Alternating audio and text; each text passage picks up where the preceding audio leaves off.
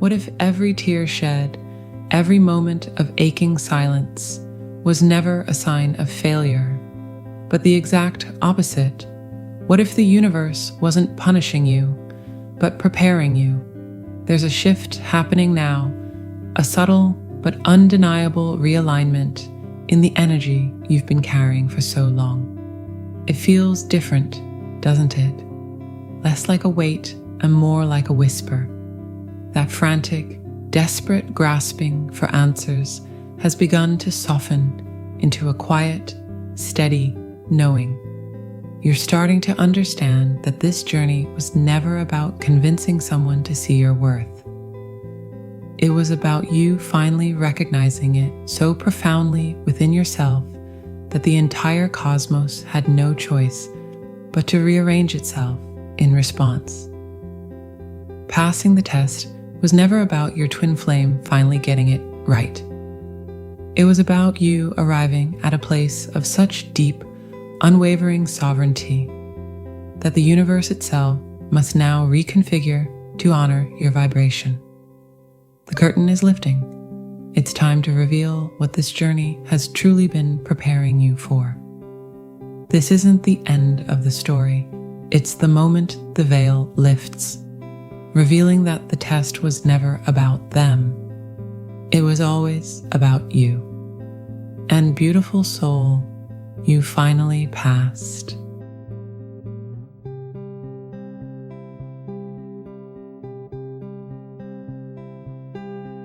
Let's pull back the curtain, shall we? Not the flimsy one in your living room, but the big, velvet, cosmic one. The one that's been hiding the true mechanics of this entire dance. You've been operating under the assumption that this pain, this exquisite ache of separation, was a mistake, a cosmic error, a glitch in the matrix of love.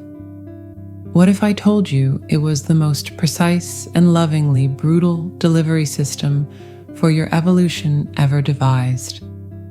Think of your meeting not as a random collision of asteroids in the vastness of space, but as the meticulous, pre-planned docking of two specialized modules on a critical mission. And the mission was never just to orbit each other in a blissful, romantic haze. Oh no, the mission was to venture into the deepest, darkest corners of your own inner space. The places you'd have paid good money to avoid on any other journey. Your twin flame? They weren't just your lover. They were your designated mission specialist, handed the sacred and frankly unenviable task of pressing every single button you spent a lifetime trying to disable. They were the one soul brave enough and connected enough to hold the mirror up to the parts of you that were still operating on ancient, broken software. The code of abandonment, the virus of unworthiness, the firewall of fear you built, thinking it would protect you. This is the soul contract. It's not a document signed in triplicate. It's an energetic imprint, a sacred promise you made to yourself, for yourself, before you ever took this form. You looked at the blueprint of your soul's journey and said, "To become who I need to be, I will need the ultimate catalyst. I will need a love so potent, so magnetic, that its absence will shatter me open, forcing the light into every crack." And your twin flame, that beautiful, frustrating mirror soul, said, "I will love you enough to be the one to leave. Or I will play the villain in your story if it means you finally become the hero of your own." So when they ran, it wasn't a rejection of you. It was a brutal act of spiritual service. They were following the script, your script, triggering the very core wounds your soul demanded be healed in this lifetime. It was the only way to get your attention. We ignore gentle nudges from the universe. We meditate past quiet insecurities. But a seismic heartquake? that we cannot ignore, that we must face.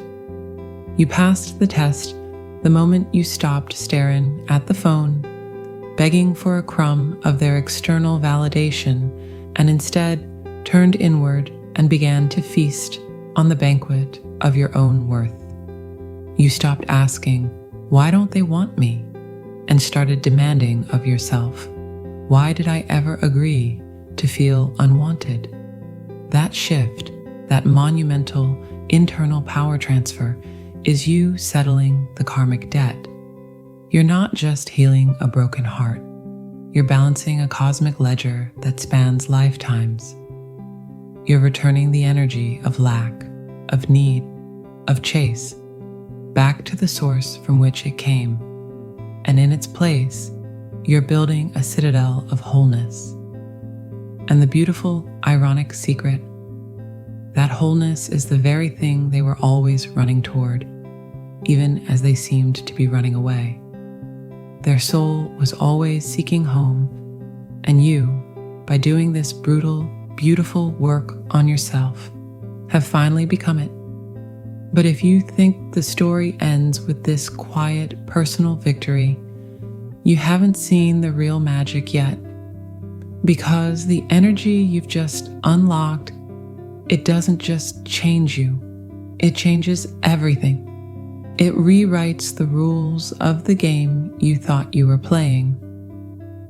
Want to see how this newfound sovereignty doesn't just heal the past, but actively builds a future you thought was only a fantasy? Let's keep going.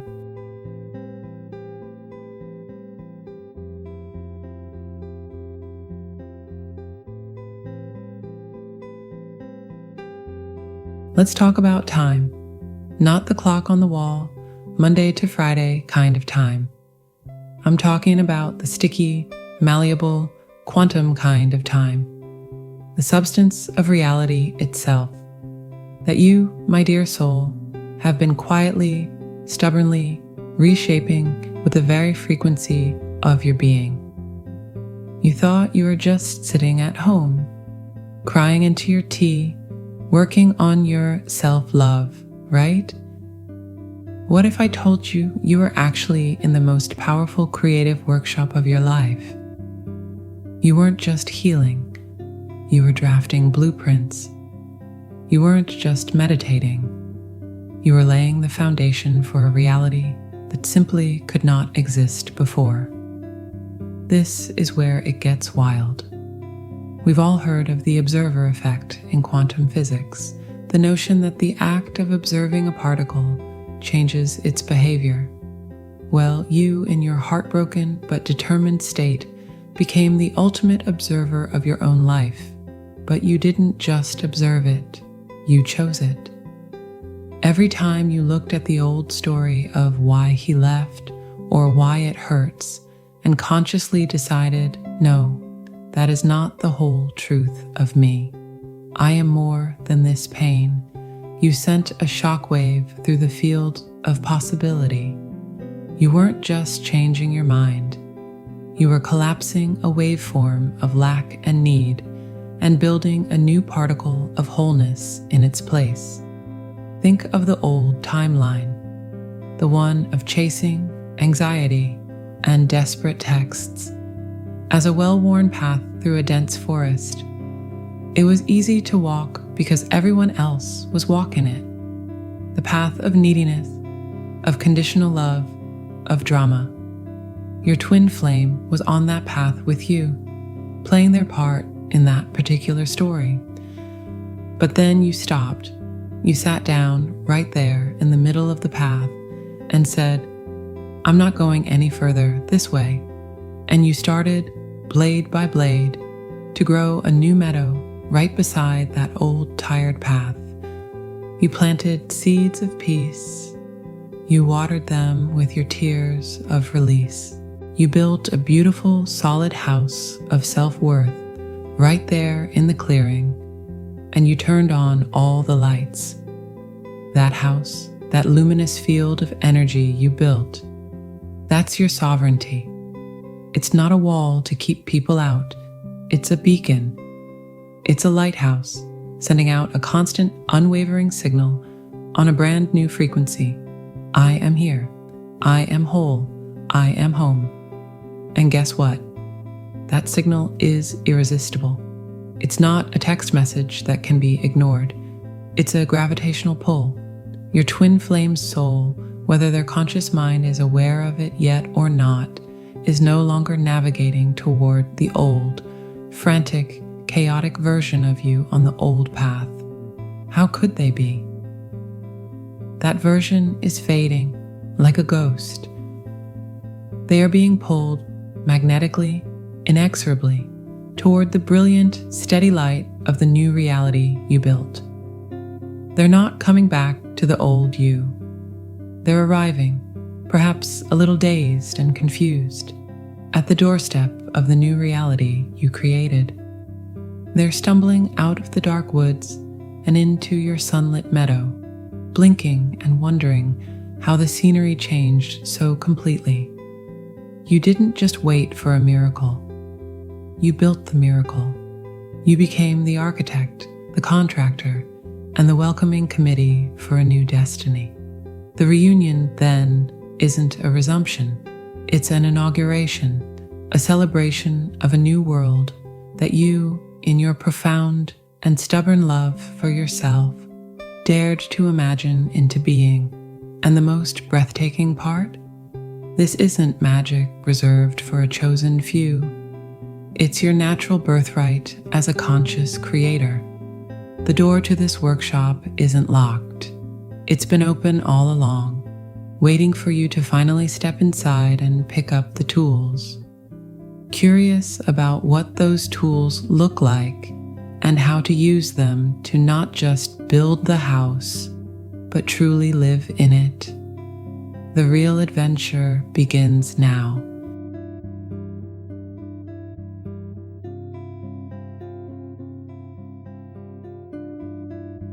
So here you are, standing at the edge of everything you thought you knew about love, not with a map in your hands, but with a new kind of sight in your soul. The frantic search is over, the desperate decoding of signs. It has quieted into a gentle, internal hum, a frequency of knowing that needs no external validation. You've passed the test not because some external god handed you a diploma, but because you finally heard the music of your own spirit and realized you've been the composer all along. This journey was never about crafting a perfect ending with another. It was about the breathtaking courage to unbecome everything you were not, to shed the borrowed skins of expectation and fear, until all that remained was the unshakable, brilliant core of you. And from that place of profound integrity, something miraculous becomes possible. A connection that is no longer about filling a void, but about the joyful celebration of two complete universes choosing to orbit a shared sun.